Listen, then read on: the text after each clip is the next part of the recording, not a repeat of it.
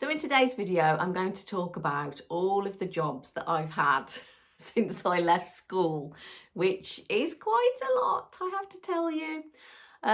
So I thought it would be useful and helpful to people who are wondering what job to go into, what area to go into for a career, or just wondering what a certain job would be like to do. So I'll share that with you. I'll share my experience, what I liked about the jobs, what I didn't like about the jobs, how long I stayed in the jobs, what happened, and why I left the jobs. So let's get started. So when I first left school, I had no idea what I wanted to do for a job or career. The careers advice at school hadn't been very good, in my opinion, and they hadn't really got out of me what I wanted to do. So I started working one day a week just for some money, basically, to keep me going, in a shop that sold flowers and ornaments.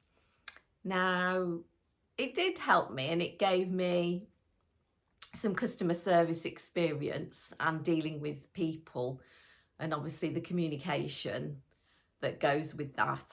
But it wasn't my dream job because I knew I didn't want to work in a shop. Retail was not really for me. So I began to think, well, what else could I do? And I had lots of discussions with my family and particularly my mom. And she suggested becoming a dental nurse. So I thought, why not? I mean, there's not a lot of other options that I can think of that I would like to do. And as I was very interested in health and the human body and teeth, to be quite honest, I thought, why not? Let's apply to a few dental surgeons in the area and see what happens. So that's what I did. So eventually, as I went for not many interviews, probably a couple of interviews, and this was probably the second interview that I got actually, and the dental surgeon was very nice and he offered me the job right there and then.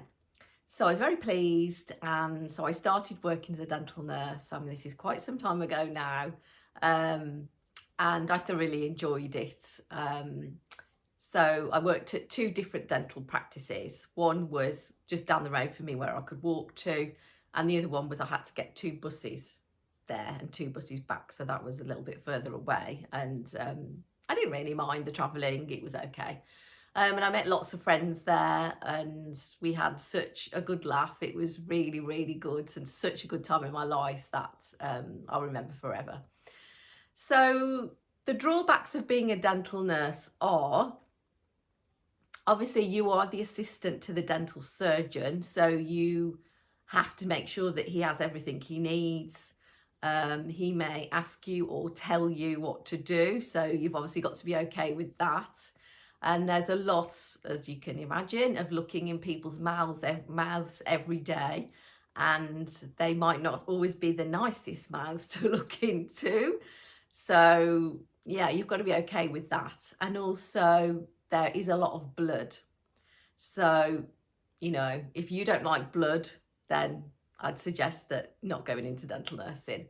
But yeah, I enjoyed the job because variety. So in my role, I like to have a variety of jobs that I can do within that role.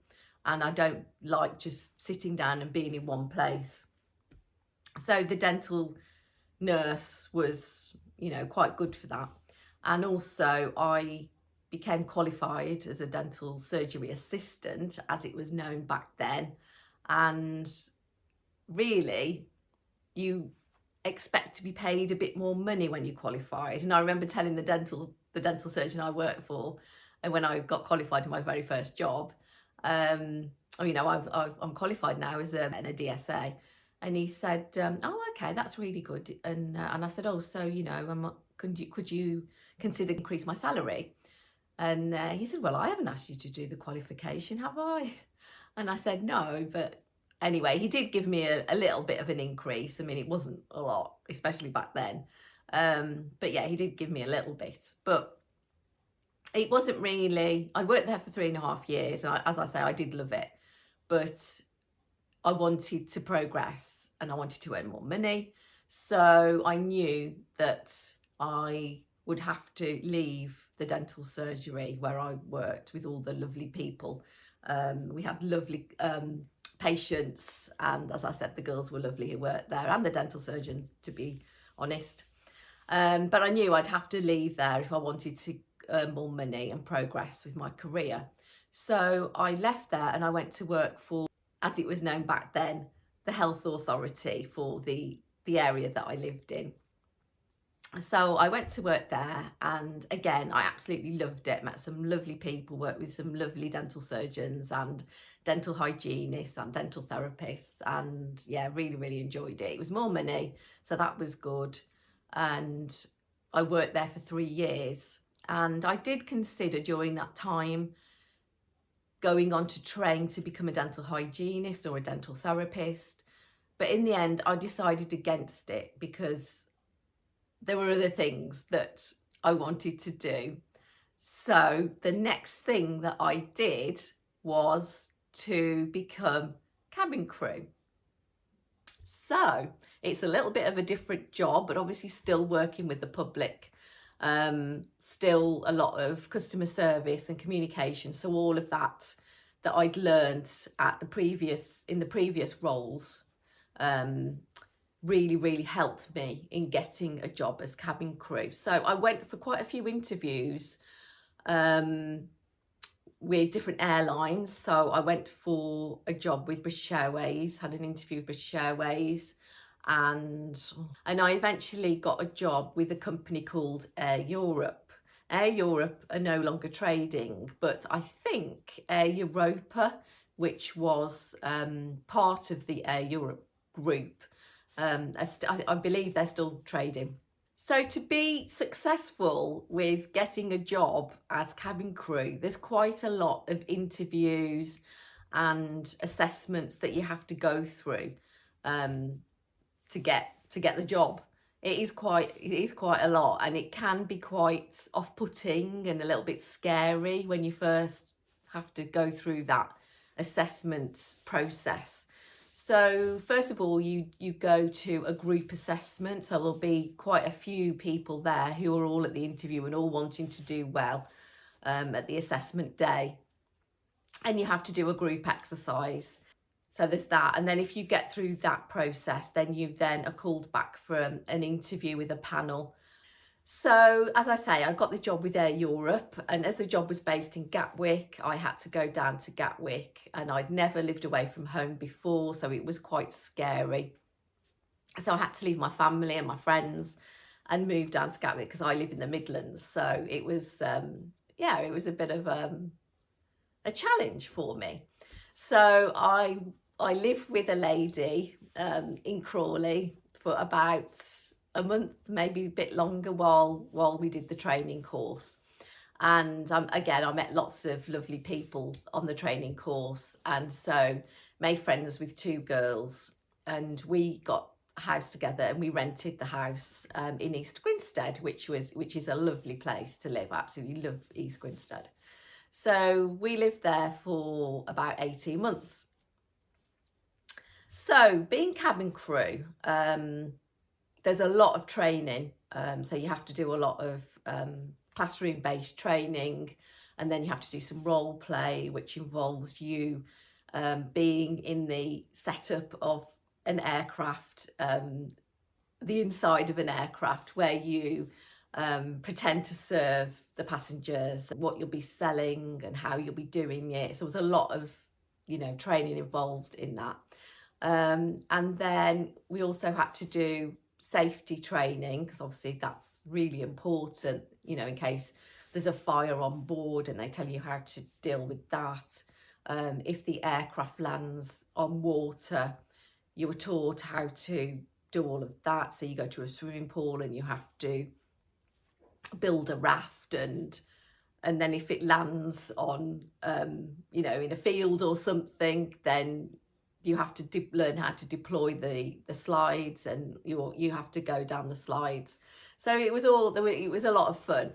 But on the serious side of it, it is quite serious, and you did have to do quite well in the exams at the end of it to pass, so that you would be able to get your wings. So you get a little badge with the wings on. And then you'd do a supernumerary, so you'd be a supernumerary, which means you're an extra member of the cabin crew on a particular flight going somewhere. So then you were free, once you'd been on your supernumerary, you were free to become part of the cabin crew. So I absolutely loved being cabin crew, and I worked for Air Europe, as I said, who did long haul, short haul, business class flights, and also charter flights. So with the long haul flights, that was just fantastic. Absolutely loved it. So you would work to the actual place. So I used to go to America quite a lot, and Bangor was one of the places I used to go to. So sometimes we'd fly as passengers out to Bangor, and then I remember one trip we operated to Acapulco, and then from Acapulco back to Bangor, and then we came back as passengers on a flight from Bangor back to London Gatwick. So that was really, really good. So yeah, there were lots of trips that I did. I saw a lot of the world, and we did a lot of night stops as well. So just flying over to Paris on a quick business flight there and back. And I worked in business class quite a lot, and there's a lot of funny stories that are involved in all of that. So yeah, I really, really enjoyed being cabin crew. So unfortunately, after I'd been on a lovely, lovely trip to Barbados and Canada, Toronto, I got back and we landed. I think we'd flown back with another airline. It wasn't Air Europe, and we landed at Gatwick, and we found out the awful news that Air Europe had actually gone into liquidation. So it was very, very sad. I went back to the crew room and everybody was crying, and yeah, it was just really sad because it was a really nice small community at Air Europe, and it was really sad. So I ended up coming back to live in the Midlands again with my parents and my sister, and thought, well, what am I going to do now?